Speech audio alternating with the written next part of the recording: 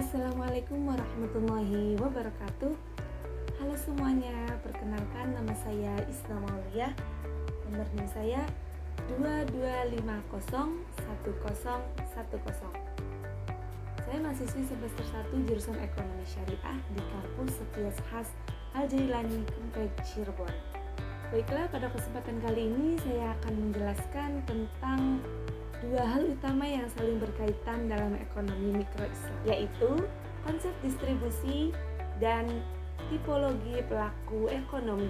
Pada pembahasan ini penting karena distribusi tidak hanya bergantung pada sistem dan instrumen ekonomi Islam, akan tetapi sangat dipengaruhi oleh karakter pelaku ekonomi yang menjalankannya. Oleh karena itu, dalam bab ini saya akan menjelaskan terlebih dahulu mengenai distribusi dalam ekonomi mikro Islam, kemudian dilanjutkan dengan pembahasan mengenai tipologi pelaku ekonomi, khususnya maslahah oriented ekonomi. Melalui pembahasan ini, saya harap pembaca dapat memahami bahwa keadilan distribusi dalam ekonomi Islam tidak hanya bersifat teoritis, tetapi juga membutuhkan kesadaran dan perilaku pelaku ekonomi yang berorientasi pada kemaslahatan bersama.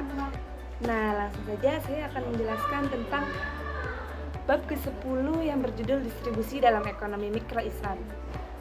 Distribusi dalam ekonomi mikro Islam bukan sekedar proses pembagian harta, tetapi merupakan mekanisme penting untuk menjaga keseimbangan, keadilan, keberkahan dalam kehidupan ekonomi. Distribusi diarahkan agar kekayaan tidak hanya berputar di kalangan tertentu, melainkan dapat dirasakan manfaatnya oleh seluruh lapisan masyarakat. Oleh karena itu, distribusi dalam Islam memiliki tujuan yang lebih luas, yaitu memastikan terpenuhinya kebutuhan dasar manusia sehingga aktivitas ekonomi tidak menjauhkan manusia dari perannya sebagai hamba Allah. Dalam prakteknya, distribusi dalam ekonomi mikro Islam dilakukan melalui 3 tahapan utama, yaitu distribusi praproduksi, distribusi pasca produksi, dan redistribusi. Distribusi praproduksi berfokus pada pemerataan akses terhadap sumber daya dan perencanaan pembagian hasil yang adil, baik bagi produsen maupun konsumen.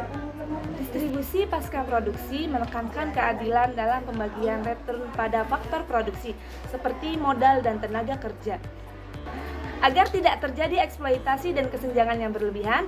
Sementara itu, redistribusi berperan sebagai penguat sistem distribusi melalui instrumen yang diwajibkan dan diajarkan oleh syariah. Instrumen utama redistribusi dalam Islam diwajibkan melalui ziswaf.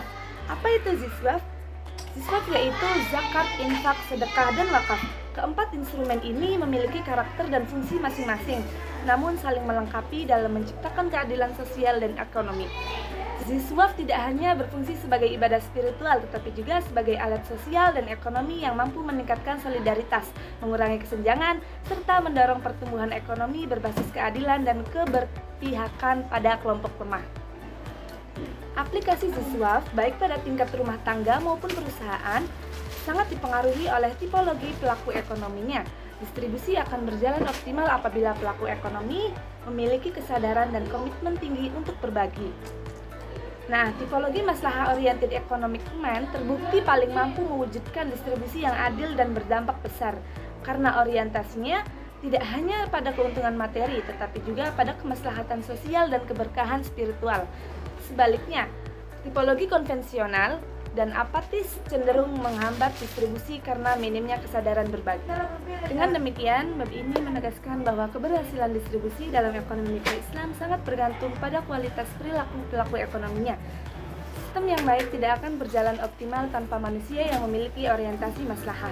Oleh karena itu, pada bab selanjutnya saya akan menjelaskan tentang upaya menuju tipologi maslahah oriented economic man yang menjadi sangat penting karena berfokus pada bagaimana membentuk dan mendorong pelaku ekonomi agar memiliki kesadaran, komitmen, dan perilaku ekonomi yang selaras dengan nilai-nilai. Setelah membahas distribusi dalam ekonomi mikro Islam pada bab sebelumnya, dapat dipahami bahwa sistem distribusi yang adil tidak akan berjalan optimal tanpa pelaku ekonomi yang memiliki orientasi maslahah. Oleh karena itu, pada bab 11 ini berfokus pada bagaimana upaya membentuk dan mengarahkan manusia sebagai pelaku ekonomi agar tidak hanya mengejar keuntungan materi, tetapi juga memperlihatkan nilai keadilan, keberkahan, dan kemanfaatan bagi orang lain. Langsung saja, saya akan menjelaskan tentang maslahah oriented economic man, yang artinya manusia ekonomi yang berorientasi pada kemaslahatan, bukan hanya keuntungan pribadi. atau sebagai gambaran ideal pelaku ekonomi dalam Islam. Pelaku ekonomi pada tipologi ini tidak memisahkan antara aktivitas ekonomi dan nilai-nilai spiritual. Setiap keputusan ekonomi, baik sebagai konsumen maupun produsen, selalu dipertimbangkan berdasarkan manfaatnya bagi diri sendiri, masyarakat, dan dampaknya terhadap kehidupan akhirat. Upaya menuju tipologi maslahah oriented economic man dimulai dari perubahan pola pikir, yakni pelaku ekonomi perlu menyadari bahwa harta bukanlah tujuan akhir, melainkan amanah yang harus dikelola dengan bertanggung jawab. Kesadaran ini akan mendorong seseorang untuk lebih berhati-hati dalam memperoleh, menggunakan, dan mendistribusikan harta, sehingga aktivitas ekonomi yang dilakukan tetap berada dalam koridor halal dan adil. Selain perubahan pola pikir, penguatan nilai keimanan juga menjadi faktor utama. Iman yang kuat akan melahirkan rasa tanggung jawab kepada Allah Subhanahu wa Ta'ala atas setiap keputusan ekonomi yang diambil. Dari sini akan tumbuh kesadaran untuk menjalankan kewajiban ekonomi Islam seperti zakat, infak, sedekah, dan wakaf secara konsisten, bukan karena paksaan, melainkan karena kesadaran pribadi. Pelaku ekonomi dengan karakter ini tidak melihat siswab sebagai beban, melainkan sebagai kebutuhan dan bagian dari gaya hidup.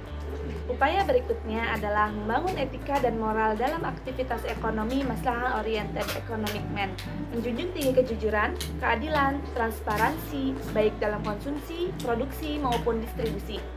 Ia menghindari praktek ekonomi yang merugikan orang lain seperti riba, gharar, maisir, dan berbagai bentuk kezaliman ekonomi lainnya. Dengan etika ini, aktivitas ekonomi tidak hanya menguntungkan secara finansial, tetapi juga menciptakan kepercayaan dan keberlanjutan dalam jangka panjang. Lingkungan dan kebijakan juga memiliki peran penting dalam membentuk tipologi ini.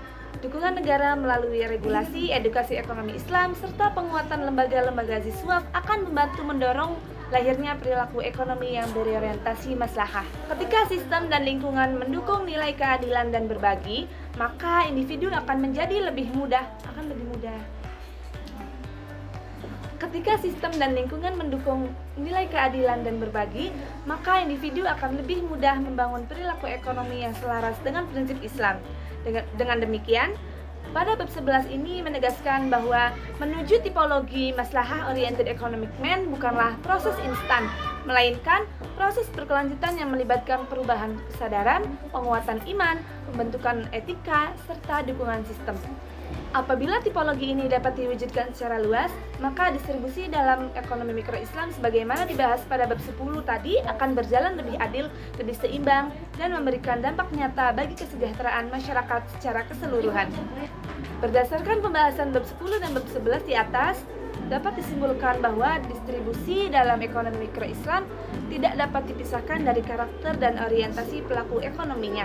Instrumen distribusi seperti siswab merupakan sarana penting dalam mewujudkan keadilan ekonomi, namun keberhasilannya sangat ditentukan oleh kesadaran dan perilaku pelaku ekonomi itu sendiri. Tipologi maslahah oriented economic man menjadi kunci utama dalam menciptakan distribusi yang adil dan berkelanjutan melalui perubahan pola pikir, penguatan keimanan, penerapan etika ekonomi, serta dukungan sistem dan kebijakan. Ekonomi Islam tidak hanya mampu mengatur distribusi harta, tetapi juga membentuk manusia sebagai pelaku ekonomi yang bertanggung jawab dan berorientasi pada kemaslahatan bersama. Mungkin hanya itu yang dapat saya sampaikan, kurang dan kurangnya mohon maaf. Cukup sekian dan terima kasih. Wassalamualaikum warahmatullahi wabarakatuh.